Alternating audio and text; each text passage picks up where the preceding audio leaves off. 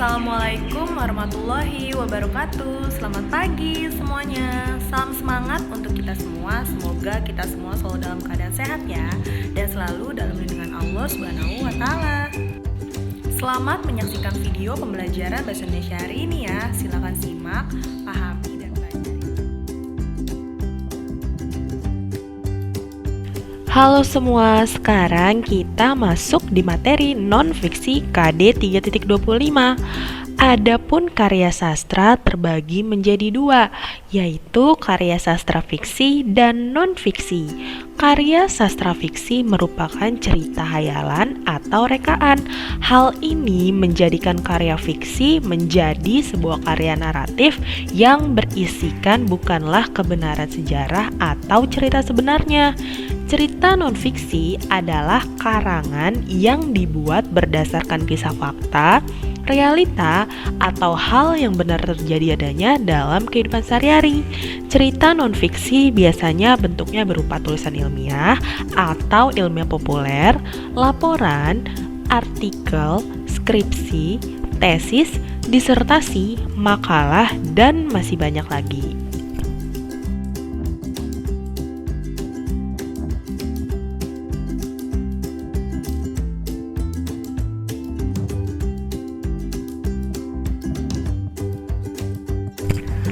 Berikutnya ada bagian-bagian penting dari buku pengayaan atau non-fiksi.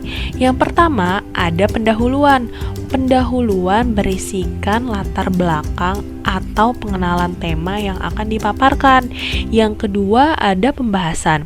Pembahasan berisikan mengenai uraian yang terperinci mengenai tema yang dipilih. Yang ketiga ada penutup.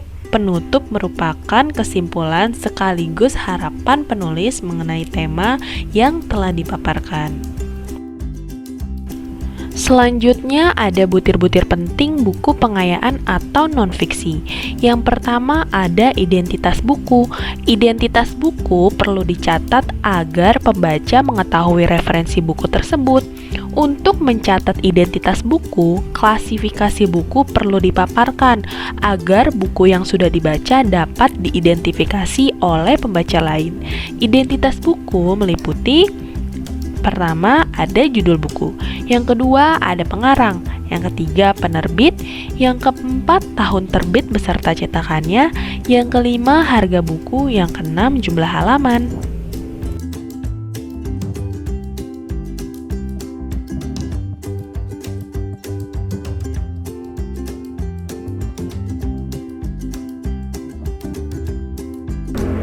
Yang kedua, dalam butir-butir penting buku pengayaan non-fiksi ada manfaat atau materi isi buku.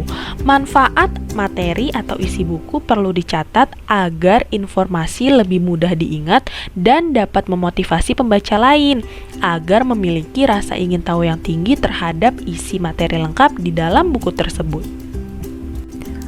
Lalu yang berikutnya ada format buku. Format buku menentukan ketertarikan pembaca pada isi buku, seperti sampul buku atau cover yang dikemas dengan menarik, tampilan buku dan gambar-gambar pendukung isi buku. Yang selanjutnya ada penyajian materi atau isi buku. Penyajian materi dalam buku non-fiksi harus menarik pastinya, terutama dalam menyampaikan isi. Penyajian isi harus memenuhi beberapa kriteria, antara lain memenuhi standar penulisan ilmiah, bahasa pengarang yang mudah dipahami, dilengkapi dengan contoh atau ilustrasi, dan ilustrasi mendukung uraian tersebut. Berikutnya ada bahasa yang digunakan. Bahasa yang digunakan dalam buku non-fiksi hendaknya bahasa yang lugas, logis, menarik, dan mudah dipahami. Tidak banyak menggunakan majas ya. Berikutnya dalam butir-butir penting buku pengayaan non-fiksi ada kelebihan buku. Sebuah buku non-fiksi dianggap bermutu atau memiliki kelebihan apabila memenuhi kebutuhan informasi atau ilmu pengetahuan si pembaca. Isinya dapat dipertanggungjawabkan pula, menimbulkan perspektif yang baru dan segar terhadap suatu topik dan memberikan informasi. Selanjutnya, dalam butir-butir penting buku pengayaan non-fiksi ada kelemahan buku. Sebuah buku non-fiksi dianggap tidak bermutu atau memiliki kelemahan apabila tidak memenuhi kebutuhan informasi atau ilmu pengetahuan pembaca. Isinya belum dapat dipertanggungjawabkan, menimbulkan pro dan kontra terhadap suatu topik. Nah, itulah pemaparan materi mengenai buku non-fiksi KD 3.25. Bagaimana? Kalian sudah paham atau belum? Materi ini bisa kalian baca kembali melalui modul di portal belajar KD 3.25 non-fiksi. Dan kalian harus mengerjakan tugasnya ya pada modul tersebut.